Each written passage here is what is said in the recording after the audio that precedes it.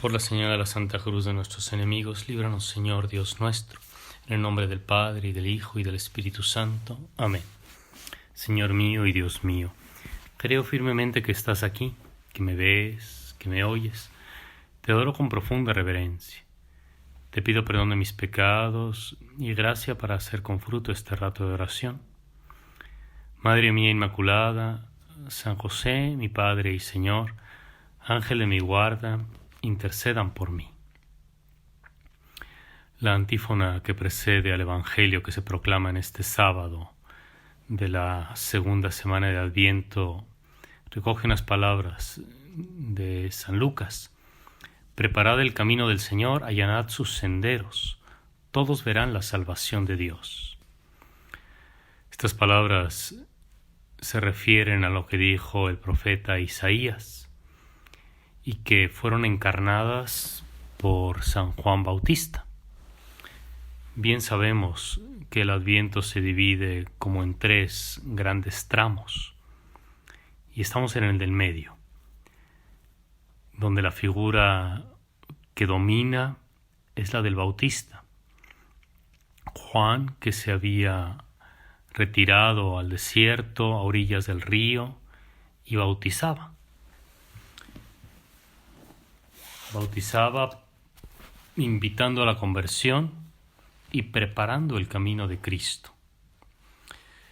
La predicación del Bautista es una predicación vigente y viva para todas las generaciones, porque Cristo ha de venir a un alma que se encuentre bien dispuesta, no solamente al final de los tiempos, a los que se refiere la primera etapa del Adviento, donde las profecías de Isaías nos hablan de esa última venida de Jesús, lo que llamamos la parusía.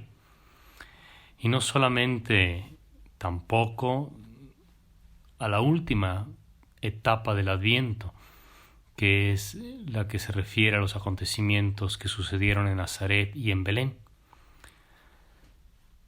Esta etapa de en medio es la etapa que no pasa, porque Cristo viene a cada hombre en cada época y en cada generación, y llega donde encuentra un alma allanada, preparada, donde el camino ha sido abierto. Y podríamos decir de una manera simbólica que la voz de Juan el Bautista antecede a toda conversión. Todo hombre, toda mujer que se encuentra con Cristo se ha encontrado antes con esta especie de voz profética que le reprocha en la conciencia. Es como una inquietud, como una especie de ardor interior. Nadie encuentra a Cristo sin antes haber presentido en su alma una necesidad de saciar una sed, un vacío, un anhelo.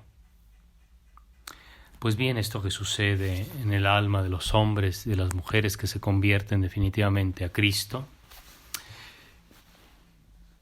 se verificó de una manera histórica, viva, en la figura como de fuego que representa a Juan el Bautista, un profeta de carne y hueso que tenía una voz atronadora.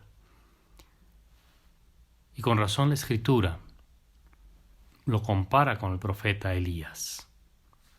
Más aún, dice que Juan el Bautista es como la reaparición del profeta Elías, porque según las profecías, antes de aparecer el Hijo del Hombre, el Mesías en el mundo, vendría a preparar el camino Elías.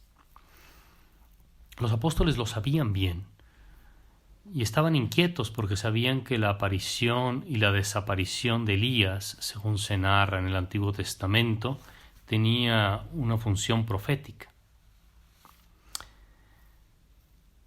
Nuestro Señor admite lo que le dicen aquellos discípulos, que Elías vendrá primero y lo renovará todo.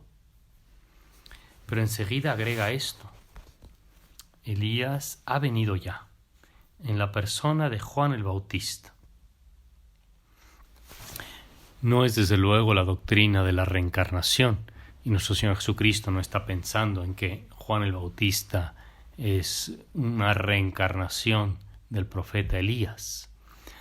Se habla aquí de una función, de una misión, de un espíritu. Así como en su época, en su tiempo, el profeta Elías, cuyas palabras eran como de fuego, como un horno encendido, consiguió la conversión de Israel cuando todo parecía perdido, cuando ya no quedaban prácticamente creyentes, cuando el que creía en el verdadero Dios de Israel se sentía tan amenazado por los profetas de Baal y por la persecución religiosa de la malvada reina Jezabel. Elías, con su predicación de fuego, convenció a los israelitas en aquel monte Carmelo sobre la presencia de Dios, sobre el verdadero Dios. De una manera similar, con esa especie de vehemencia, Elías se hace presente en Juan el Bautista. Este Elías heraldo ha venido ya en la persona del Bautista. Encontramos aquí, pues, una manera en la cual nuestro Señor trata de sacar provecho de esta verdad que era repetida por escribas y por los conocedores de la ley, que decían que Elías tenía que venir antes.